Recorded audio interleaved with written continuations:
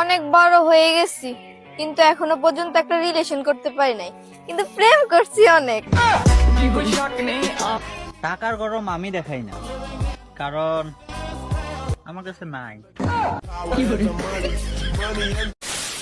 Hello guys, কেমন আছেন সবাই? আশা করি অনেক অনেক ভালো আছেন। তো বরাবরের মতো আমাদের নতুন আরেকটি ভিডিওতে স্বাগতম। তো আজকের ভিডিওতে আপনারা দেখবেন টিকটক কাঁপানো অস্থির বাঙালিদের মজার সব নাটকের ভিডিও, যে ভিডিওগুলি দেখলে হাসতে হাসতে পেট ব্যথা হয়ে যাবে, গ্যারান্টি দিচ্ছি। কি জবান আইলা লাও ফুলা মাইয়া বইনা রাস্তাঘাটে বইনা রিলেশন শিল্প করে বইনা হন্তি রিলেশন শিল্প চলতেছে লাও এক ফুলা দে এক মাইয়ার বইনা তোমরা বুঝো না সুমাসুমি করে।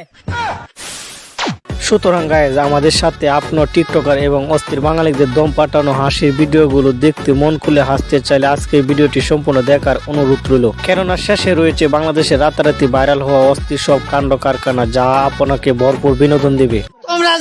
তোমরা যে বউরা হইয়া থাকো এরা ভালো থাকে,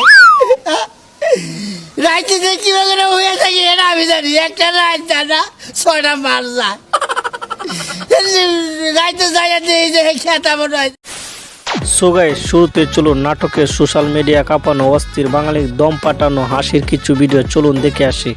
আব্বা আমার একটা বিয়ে করায় দেন, ছোট দেখে একটা, মানে আমি যদি নাও চাই জোর করে হইলেও আমার করায় দেন, নাহলে নষ্ট হয়ে যাবো আব্বা।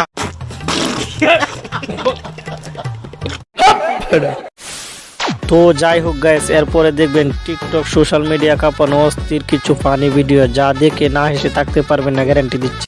তুই জানোস না ওই সাংবাদিকরা আমার ন্যাংটা ছবি তুলছে, আমার কি হইব? ওই নেতা আমার কি হইব?